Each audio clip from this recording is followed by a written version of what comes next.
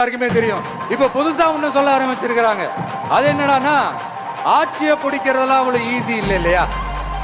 இப்ப அதெல்லாம் விட்டாங்க. இப்ப இங்க வந்துட்டாங்க. இவர் நேரா ஷூட்டிங்ல இருந்து வருவாராம், வந்து ஆட்சியை பிடிப்பாராம். அது எப்படி இவராலே முடியும்? அவராலே முடியல, இவராலே முடியல. அவருக்கு அத்தனை வருஷம் ஆச்சு, இவராலே எப்படி முடியும்ட்டு ஒரு பக்கம். இன்னொரு பக்கம் கூட்டம்லாம் ஓகே தான், அது எப்படி ஓட்டா மாறும் அப்படின்றது இன்னொரு பக்கம். இப்படி கதை, திரைக்கதை, வசனம், இயக்கம், பாடல்கள்,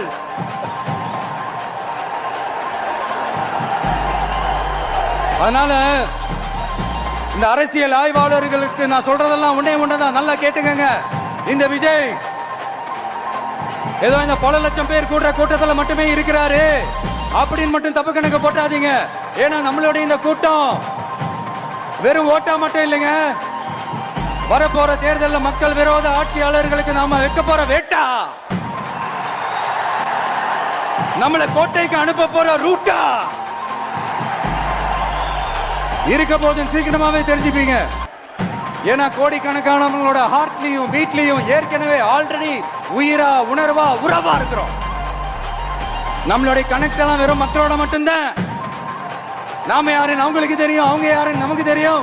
நாமளும் நம்ம மக்களும் எப்படி இருக்கிறோம்னு எதிரிங்களுக்கு நல்லாவே தெரியும்.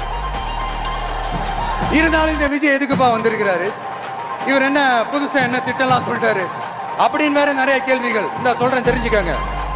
பெண் குழந்தைகள், பெண்கள் மற்றும் வயசானவங்களோட பாதுகாப்புல தான் நம்ம பிரையாரிட்டியே.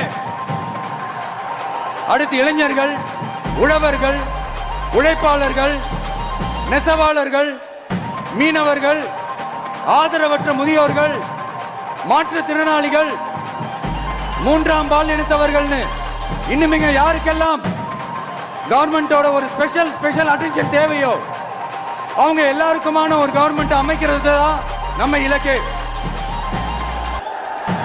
நான் ஏற்கனவே சொன்னது தான் இங்க நான் திரும்பவும் சொல்றேன்.